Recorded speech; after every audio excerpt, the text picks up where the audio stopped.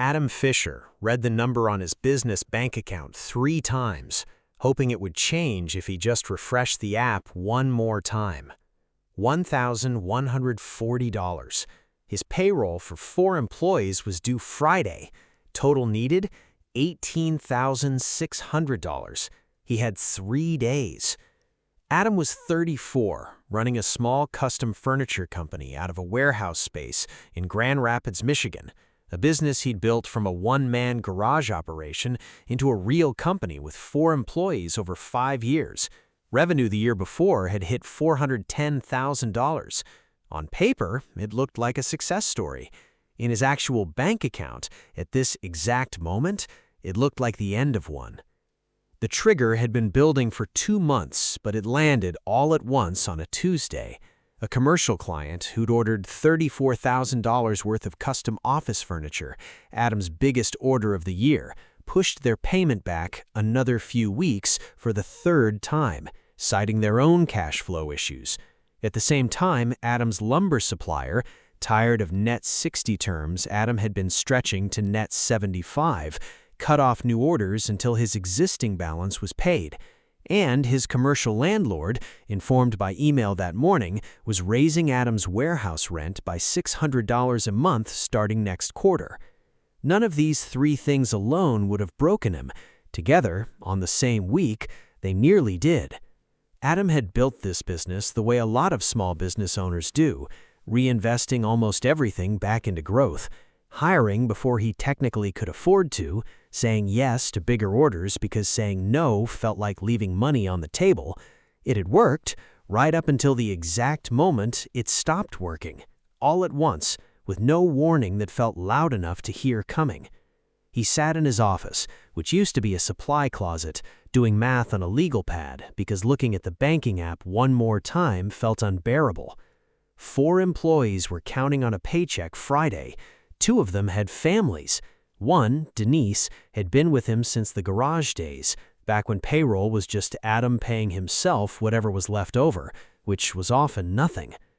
The stakes weren't abstract. If he missed payroll, he'd likely lose employees immediately, on top of everything else. If he lost employees, he couldn't fulfill the orders that might actually bring cash in. It was the kind of spiral that didn't announce itself as a spiral until you were already most of the way down it. His goal, scrawled at the bottom of that legal pad in handwriting messier than usual, was almost comically simple to write and brutally hard to execute. Find $17,460 in the next 3 days, without destroying the business, trying to save it.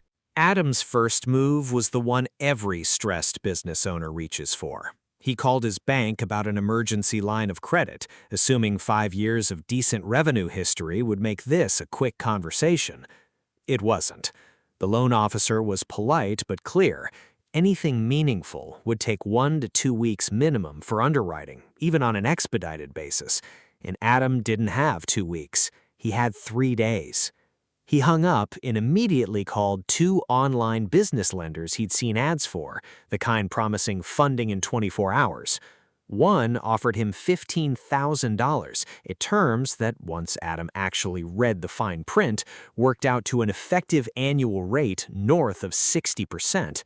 He'd have solved Friday and detonated the next 12 months doing it. He almost took it anyway. His finger hovered over the accept button for a solid 2 minutes before he closed the tab, feeling sick either way. Sick that he'd almost done it, and sick that saying no still left him with the same $17,460 hole. He'd assumed the fix was finding money fast from anywhere at any cost. That assumption nearly cost him far more than the payroll gap itself. The discovery came from Denise, of all people, the employee who'd been with him since the garage. She caught him staring blankly at his laptop Wednesday morning, and after he finally told her what was actually happening, asked a question he hadn't considered. "Have you called the office client and just told them the truth?" Adam had been avoiding that call, embarrassed to admit his cash flow depended on their payment, but he made it that afternoon. He explained, plainly, that their delayed payment had created a genuine short-term crisis and asked if they could release even half the $34,000 owed immediately as a partial payment, with the rest following on their original timeline. Their finance director, somewhat sheepishly, said yes within the hour. Apparently, nobody had actually asked directly.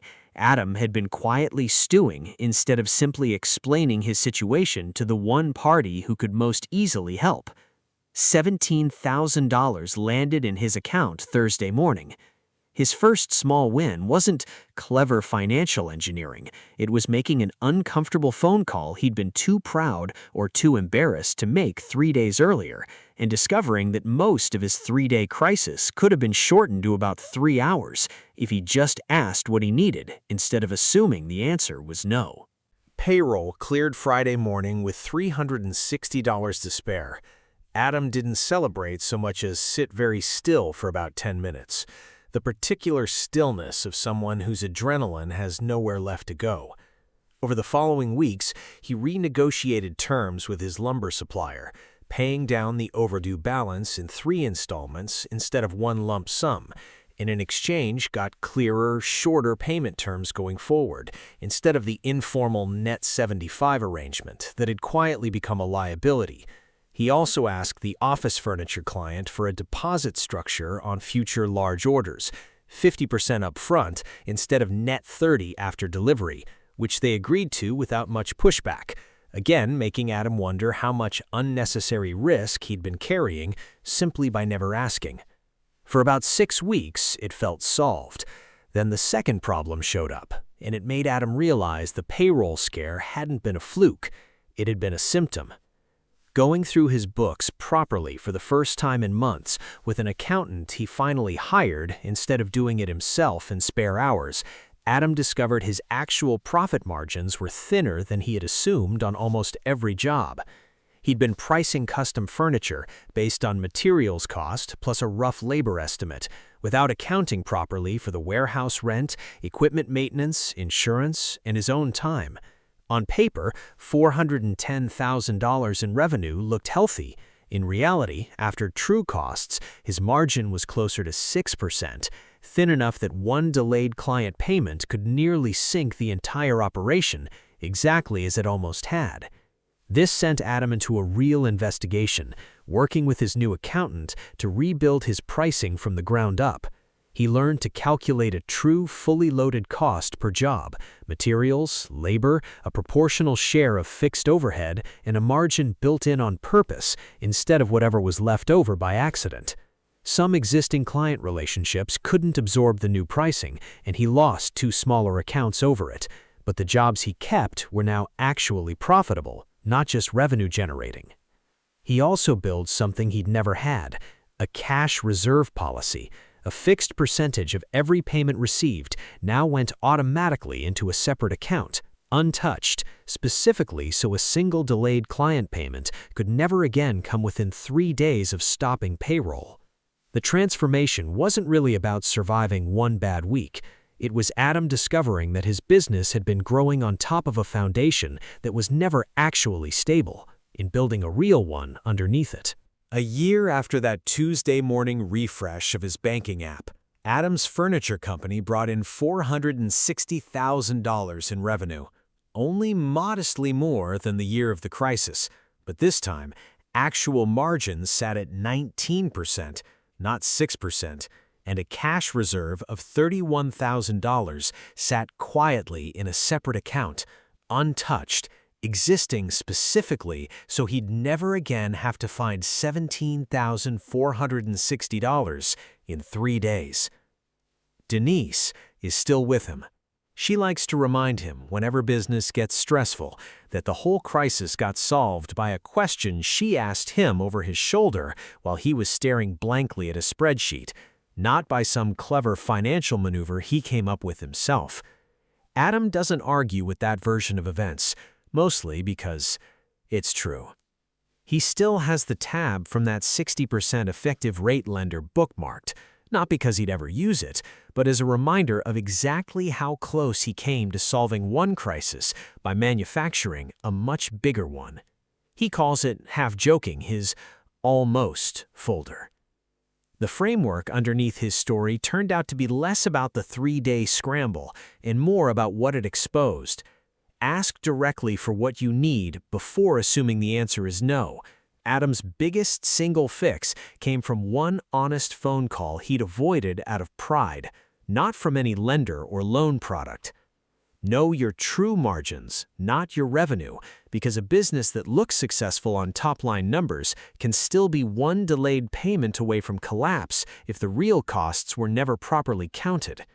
And build a cash reserve on purpose as a fixed habit instead of assuming good months will naturally pile up into a safety net, because they usually don't, not without a system forcing them to. Adam's business didn't get saved by a miracle or an investor or a lucky break. It got saved by a phone call he was embarrassed to make, and it got fixed, properly, by numbers he'd been avoiding looking at closely for years.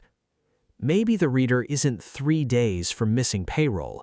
Maybe it's a smaller version of the same blind spot, a business or a personal budget that looks fine on the surface because nobody's actually done the uncomfortable math yet. The lesson holds up at any size. The crisis rarely shows up because of one big mistake.